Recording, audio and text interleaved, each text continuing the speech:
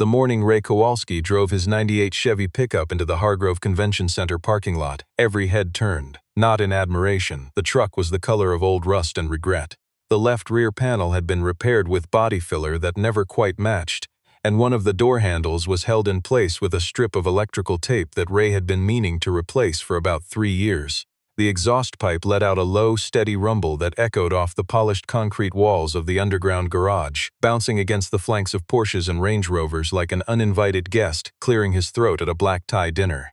Ray didn't notice the stares. He was thinking about Makey. His daughter had asked him that morning, while she was eating her cereal before school, whether he was nervous. She was 9 years old, gap-toothed, and had her mother's way of cutting straight to the thing everyone else was tiptoeing around.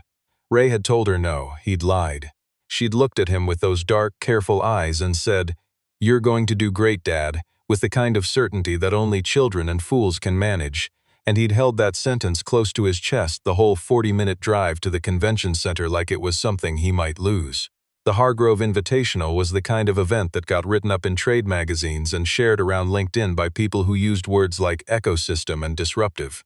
It brought together the top food entrepreneurs in the Mid-Atlantic region every October: investors, restaurateurs, food media, buyers from hotel chains and airline catering companies. Getting a table there wasn't easy. You had to apply, you had to be vetted, and you had to show up with something worth showing.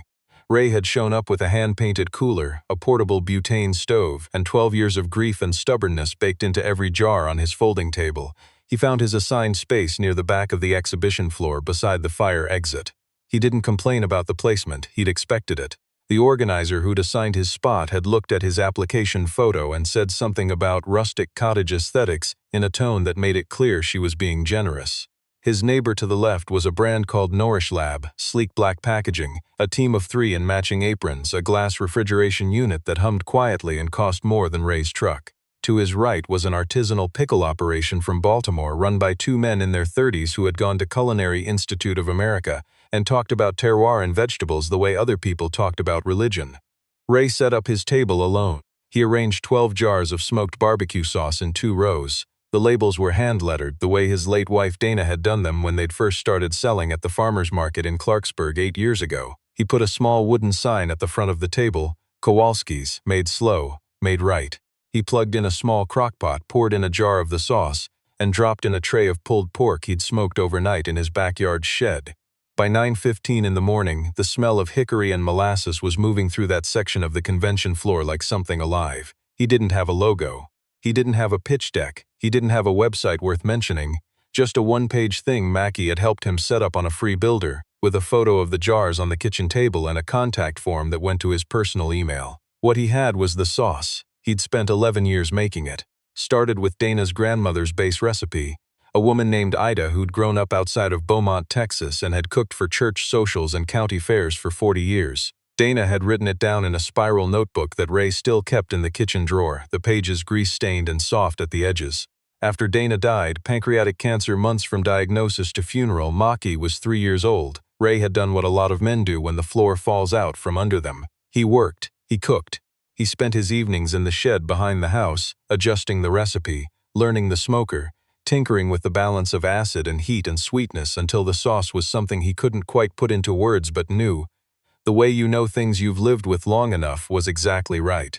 He'd sold at the farmer's market for 4 years. He had regulars. A restaurant in Frederick had started carrying it, and then 2 more. A woman from a specialty food store in Bethesda had reached out last spring. His brother-in-law kept telling him to go bigger, to get into the room with the real people. Ray had resisted. He wasn't sure he belonged in a room like that, but Mackie had said, "You're gonna do great, Dad," so here he was. The first 2 hours were quiet. The main action was happening on the other side of the floor, where the larger brands had set up near the entrance. The kind of operations with pull-up banners and QR codes linking to investor decks. A woman in a red blazer who Ray would later learn was Diane Hargrove, founder of the event and managing partner of a venture fund that had backed 3 companies to exits in the last 4 years, moved through the floor with a small entourage. She stopped at tables, tasted things, asked questions. She had the unhurried confidence of someone who had never once worried about making rent. She did not come to the back section. Ray talked to a few people who wandered over: a catering manager from a Marriott property in Silver Spring, a food blogger from Northern Virginia who was enthusiastic but said she mostly covered plant-forward concepts, a retired couple from Gaithersburg who asked if he shipped to Florida. He let people taste the sauce. Their faces did what faces always did, a moment of polite expectation, and then something shifted, something genuine came through, and they'd say oh or wow or just nod slowly and reach for the spoon again. It wasn't nothing. But it wasn't the room-changing moment his brother-in-law had promised him this event could be. Around 11, a man stopped at the table. Late 40s, sport coat, the kind of confident ease that came from being handsome and knowing it. His name tag said Griffin Kowalski, not the same Kowalski, just coincidence, and he was listed as a buyer for a mid-Atlantic specialty grocery chain with 62 locations. He tasted the sauce, nodded, asked about production capacity, and Ray said it was small batch but he had a commercial kitchen relationship he'd been building. Griffin pulled out a card. Ray's heart picked up.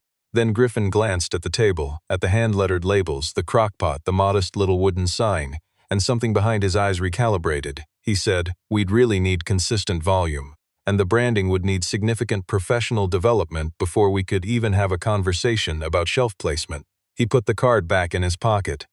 "You should look into the SCORE mentorship program. It's a good resource for where you are right now." He walked away without taking a jar. Ray stood there for a moment. He was 51 years old. He had buried a wife and raised a daughter alone and run a small business for 8 years, and he knew what the man had really meant. Not where you are right now, where you look right now. He breathed out through his nose and turned to stir the pork in the crockpot. That was when his son Nathan found him. Nathan was 26. He worked in marketing for a tech company in Tyson's Corner. He had come today as a favor, or so he'd said on the phone. Ray suspected the truer reason was that he wanted to manage what he privately believed would be an embarrassing situation. Nathan was wearing a blazer too. He looked like he belonged at this event in a way Ray had never quite felt that he did. "How's it going?" Nathan asked with the careful tone of someone bracing for the answer. "Fine," Ray said. Nathan looked at the table. He looked at the crockpot and the hand-lettered labels and the people walking past without stopping. He looked at Griffin Kowalski's retreating back across the floor. He didn't say anything, but he pulled out his phone and started scrolling, which was the thing he did when he didn't know what else to do. "You don't have to stay," Ray told him. "I said I'd come, so I came." They stood in silence for a moment that was longer than it should have been. "Dad," Nathan said finally, still not looking up from his phone, I don't want you to be disappointed. These people, they operate at a different level. There's no shame in. I know what level I operate at," Ray said quietly. Nathan looked up. Something in his father's voice had landed differently than he'd expected. He opened his mouth, then closed it. He put his phone in his pocket. "I'm going to get some water," he said. "You want anything?" "I'm good," Ray said. Nathan walked off toward the hospitality station on the far wall, and Ray turned back to his table and straightened a jar that didn't need straightening. Diane Hargrove came around the back section just before noon. She wasn't supposed to. Her schedule had the perimeter tables as optional. The serious meetings were happening in the reserved tasting rooms upstairs. But her associate Marcus, a young man with a clipboard who seemed to exist primarily to tell her she was running behind, had mentioned the smell. "There's something over by the fire exit," he'd said. "Smells like a real barbecue." Diane Hargrove had grown up in Nashville. She knew what a real barbecue smelled like. She stopped at Ray's table with 2 people from her group. She looked at the setup, took it in without expression, the practiced neutral face of someone who'd learned not to signal reactions too early. She looked at Ray. "May I?" she said, nodding toward the crockpot. "Please," Ray said. He handed her a small tasting cup with a piece of pulled pork and a spoonful of the sauce. She ate it. The people in her group were already preparing their polite attention, the kind of baseline courtesy you extend to a vendor you're not going to pursue. They were looking at their phones. One of them had half turned to say something to Marcus. Diane Hargrove didn't say anything for about 4 seconds. Then she looked up at Ray. "Who made this?" she said. "I did," Ray said. "From scratch, from a recipe I've been developing for 11 years. She looked at him. Really looked the kind of attention that didn't have anywhere else to be. "What's the smoke?" "That's not just hickory. Hickory and peach wood," Ray said. 2 to 1. I add the peach at the end of the smoke cycle so it doesn't overpower. The sweetness in the sauce pulls it forward. "Where's the molasses balance coming from?" "Sorghum," Ray said. "Not molasses. People assume molasses.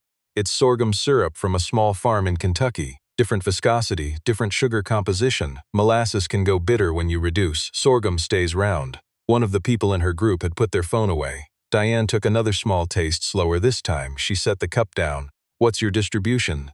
3 restaurants in Frederick, 1 specialty shop in Bethesda, farmers market in Clarksburg, Saturdays production capacity. Currently about 40 cases a month from a commercial kitchen I rent 2 days a week. I have headroom to scale, the kitchen has capacity, and I have a second smoker I can bring online packaging. She gestured at the jars, hand-labeled. I know, I didn't say it was a problem, Diane said. She picked up one of the jars. She turned it over, read the back, Kowalski's. How long have you been doing this? 8 years at the farmer's market, 11 developing the recipe. Why aren't you further along? It was the kind of direct question that could have landed as an insult. Ray didn't take it that way. He thought about it for a moment, the way he thought about things he wanted to answer honestly. Lost my wife when my daughter was 3, he said. Spent a few years just keeping us afloat. The sauce was always the long game. I wasn't in a hurry. Diane looked at him. Something in her expression shifted, not pity exactly, but a kind of recalibration. The group around her had gone quiet. Is your daughter why you have that on your truck? She asked, and she nodded toward the far end of the hall, where Ray's truck was just visible through the tall glass doors of the loading entrance. Ray half smiled. Geraldad plate frame. She picked it out. Cost $4 at AutoZone. Diane looked at him for another moment. How much are you selling these for? $14 retail. I've been trying to figure out the right wholesale number. Your wholesale number should be $8.50. Retail placement would put it at 15 to 16. You've got margin. Not a lot, but enough. She turned to Marcus. Get me 2 cases. She handed the jar back to Ray. I want to have a longer conversation this afternoon. Can you be upstairs at 2? Ray said yes before he'd finished processing what she'd said.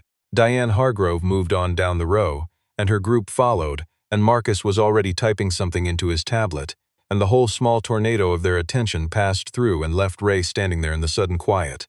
He looked down at the table. He straightened a jar that didn't need straightening. Then he reached into his jacket pocket and took out his phone. He sent a text to Macy's school tablet. She got it during lunch. 3 words. You were right. Nathan came back with his water to find a small cluster of people around his father's table. It had happened the way good things sometimes happen at those events. One person tastes something real and says something to someone else, and the word moves. A food journalist who'd overheard the tail end of Diane Hargrove's exchange had drifted over. 2 buyers who'd noticed Diane's stop had figured there was a reason. Griffin Kowalski, the buyer who'd walked away without taking a jar, was standing at the far edge of the group, holding a tasting cup, wearing an expression Nathan didn't quite know how to read. Nathan stood at the edge of it all and watched his father. Ray was calm. Not performing calm, actually calm the way he'd always been when he was doing something he understood completely. He was answering questions about the sorghum, about the smoke cycle, about the commercial kitchen arrangement, about why he'd built the recipe around the base note of toasted dried chile instead of the paprika most barbecue sauces led with. He knew every answer without hesitation, not because he'd rehearsed it, but because it was 11 years of his life and he'd never once stopped paying attention. Nathan had grown up in that kitchen. He'd watched his father come home from working a full day at the HVAC company, put his daughter to bed, and then go back to the shed and smoke meat until midnight. He'd tasted 100 versions of that sauce. He knew, somewhere beneath the embarrassment of the rusty truck and the hand-lettered labels, that his father had made something real.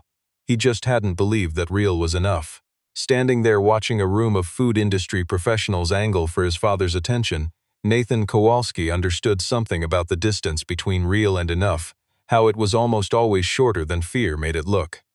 Griffin Kowalski had made his way to the front of the small group. He caught Ray's eye. I may have been premature before, he said. I'd like to revisit that conversation if you're open to it. Ray looked at it for a moment. He nodded once. I'm open to conversations, he said.